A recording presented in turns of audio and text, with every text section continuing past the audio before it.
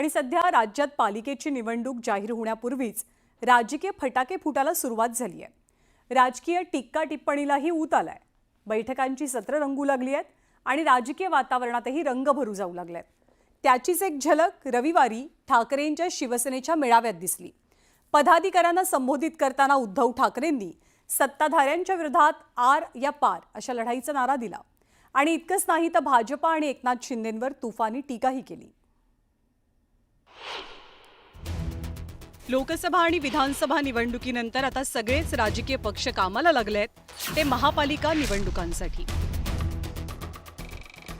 त्यातही मुंबई मनपाची निवडणूक सत्ताधारी भाजप आणि उद्धव ठाकरेंच्या शिवसेनेसाठी अतिशय महत्त्वाची मानली जाते। कारण पक्षफुटीनंतर उद्धव ठाकरेंसमोर मुंबई मनपात सत्ता राखण्याचं आव्हान आहे, तर इकडे भाजपनं महापालिकेची सत्ता काबीज करण्यासाठी चंग बांधलाय।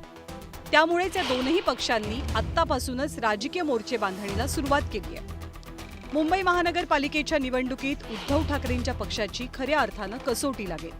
त्यामुळेच गेले काही दिवस उद्धव ठाकरेंनी पक्ष पदाधिकाऱ्यांच्या बैठकांचा सपाटा लावलाय।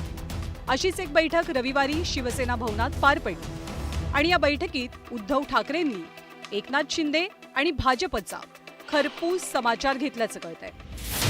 या बैठकीत ठाकरेंनी सत्ताधाऱ्यांवर टीकेचे आसूड ओढले। सत्ताधारी भाजपा आणि शिंदेंवर टीका करताना त्यांनी हातचं काही राखलंच नाही। भाजपला मुंबई आणि मराठी माणसाची ताकद आपल्याला दाखवावी लागेल असं म्हणताना जगातला सर्वात मोठा पक्ष असूनही भाजपचा जीव मुंबई महापालिकेत अडकल्याची टीका त्यांनी केली। एकेकाळी शिवसेनेनं मोरारजी देसाईंना कसं वाकवलं होतं याचीही आठवण ठाकरेंनी सांगितली आणि भाजपच्या विरोधात लढण्याचे स्पष्ट संकेतही दिले। पण ठाकरे भाजपवरतीच थांबले नाहीत, तर त्यांनी शिंदेंनाही फटकारे लगावले। एकनाथ शिंदेंना मोदींचा घरगडी असं संबोधत त्यांनी चिंधी चोराचीही उपमा दिली। शिंदेंच्या शेतीवरनं आणि दरेगावातल्या दौऱ्यांवरूनही त्यांनी निशाणा साधला।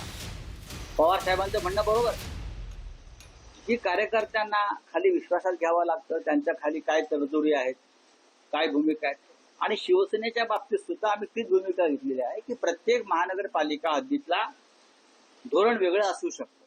मुंबईत वेगळा असेल, ठाण्यात वेगळा असेल, कोणाबरोबर जाय। आमचा मुख्य शत्रू जो आहे हा भारतीय जनता पक्ष आणि त्यांच्याबरोबर ते असलेले हे सगळे टपोरी टोळ्या। त्याच्यामुळे आम्ही त्यांचा पराभव करण्यासाठी कोणाची मदत घेऊ। पण ठाकरेंच्या टीकेला लागलीच प्रत्युत्तरही मिळालं। विरोधात लढा, भाजप बरोबर राहा, काय आम्हाला त्याची काही घेणं देणं नाही, परंतु हे टोमणे मारणे बंद करा। टोमणे मारून राजकारण चालत नाही। तुमच्यातली होणारी गळती ही रोखायचा प्रयत्न करा। मी वारंवार सांगतो, टोमणे मारून लोकांना बदनाम करून तुमचं दुकान वाढणार आहे असं काही समजू नका। जे दुकान आता संजय राऊत बंद करण्याच्या तयारीत आहे त्याच्याकडे लक्ष दिलेलं तर बरं होईल। मुंबई मनपात राजकारण्यांचा जीव अडकणं हे स्वाभाविक आहे। याला कारण म्हणजे मुंबई महानगरपालिकेची आर्थिक ताकद। मुंबई महानगरपालिका आशिया खंडातली सर्वात श्रीमंत महापालिका आहे, ज्याचं बजेट जवळपास 75,000 कोटींचं आहे, म्हणजेच आपल्या देशातल्या काही राज्यांच्या बजेटपेक्षाही जास्त। त्यामुळे मुंबई पालिकेवरची सत्ता ही एखाद्या राज्याच्या सत्तेपेक्षा कमी नाहीये। उद्धवजींनी ओरबडून मुंबई खाल्ली, करून दाखवलं म्हणताना अजून 2 घरं करून दाखवली। मुंबईकरांच्या तोंडातला घास, सण, संस्कृती, प्रथा, परंपरा, रोजगार हा ओढून खाल्ला। त्या भ्रष्टयुक्त महापालिकेतले नेतृत्व करणारे उद्धवजी आता चोर मचाय शोर अशा पद्धतीने आमच्यावर टीका करतात। ज्या समस्या, नागरी सुविधा देण्याची आवश्यकता होती, आपण काही करू शकला नाहीत। उलट त्या ठिकाणी कंत्राटदार, भ्रष्टाचार अशानं मुंबईकरच्या पैशाची विल्हेवाट आपण त्या ठिकाणी लावलेली आहे आणि त्याच्यामुळे मुंबईचे प्रश्न आमच्यासाठी मोठे आहेत। गेली सलग 25 वर्ष मुंबई महानगरपालिकेत ठाकरेंच्या शिवसेनेची सत्ता राहिली आहे। पण बदललेल्या राजकीय परिस्थितीत ठाकरेंचं पालिकेतलं स्थान कमालीचं डळमळीत झालंय।